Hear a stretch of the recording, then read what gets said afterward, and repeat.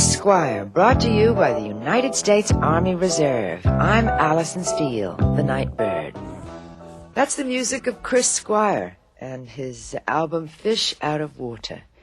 And I guess I can play on that title now and say Chris must feel a little like a fish out of water. He's just arrived from England, and he's sitting with me here in the studio.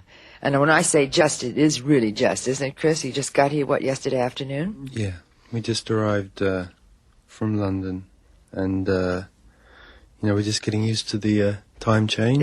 It's difficult, isn't it? Yeah, it is. Yeah. But when you come from England, you tend to wake up at 7 in the morning over here. If you're used to getting up about midday. What happens when you go the other way? Is it worse? Yeah. When you go the other way, you lose a day completely. You get on a plane in New York here in the morning, and you get home in time for like 1 in the morning. Oh, and that's right. Yes, the same thing coming from here, from California. When you go there, it's terrific because you pick up a day and you feel as if you've really gained something. That's right. Chris, your album was the second to come out of the Yes solo projects. Were you nervous about putting out the individual product? I mean, were you nervous about how it would be received? I don't think I was nervous, no. As you know, Yes have been together for 5-6 years now. And we could have done projects like this before, but we've waited until now because it really just feels like the right time now for us all as individual musicians to feel confident to do that kind of project. Mm-hmm. And so, from my experience, with playing with the rest of the guys in Yes over the last 5 years, I managed to, pretty well see clearly what I was going to do. Mm-hmm. And I managed to carry the project through quite clearly. Yeah. But obviously there were certain different stresses and strains than working within the group structure. Yeah. Because there, you've got everybody around who's always putting in their ideas, and which helps to spark off yours. But working individually is a different thing. You have more power, of course, of choice of everything that goes down. But there again, sometimes you can do with help. But I got over it. I enjoyed it. Did you feel it incumbent upon you to stay as far away from the Yes sound as you could? I mean, when you started to make this album, did you figure, well, I don't want it to sound like Yes, or did you just kind of approach it with an open mind? No, I just approached it that I want this album to sound like how I hear it as it happens. I just purely used my own head and thought, well, this is how I like to do it.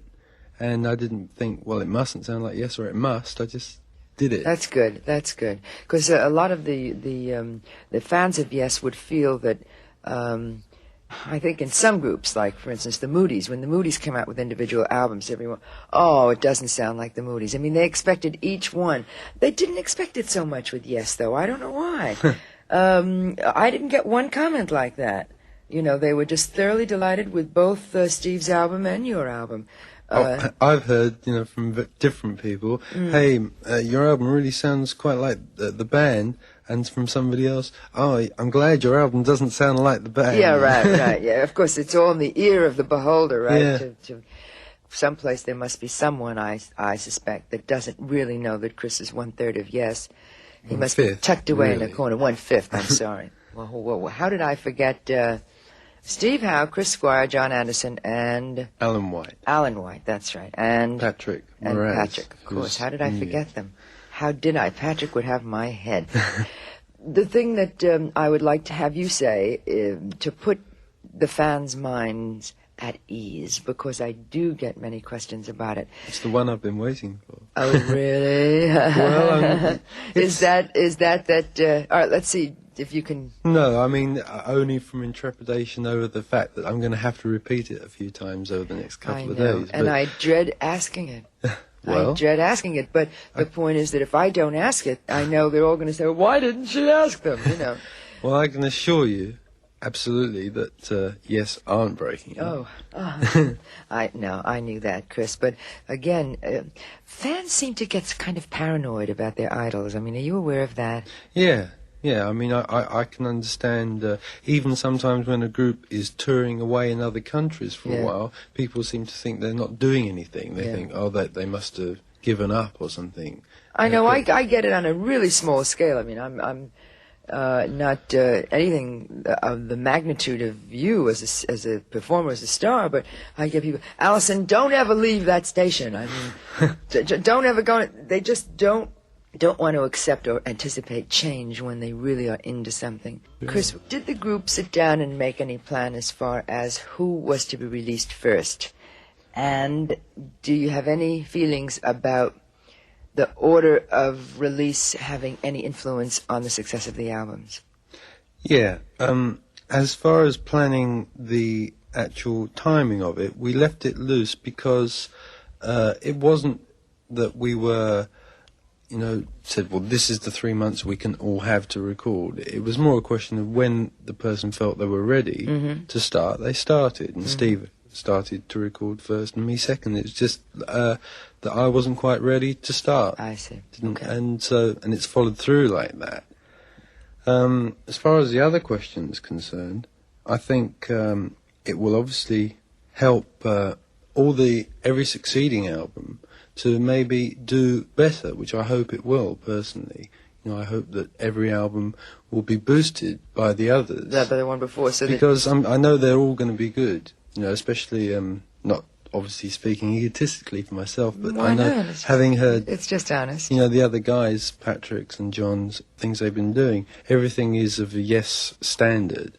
And also, it's broader as well.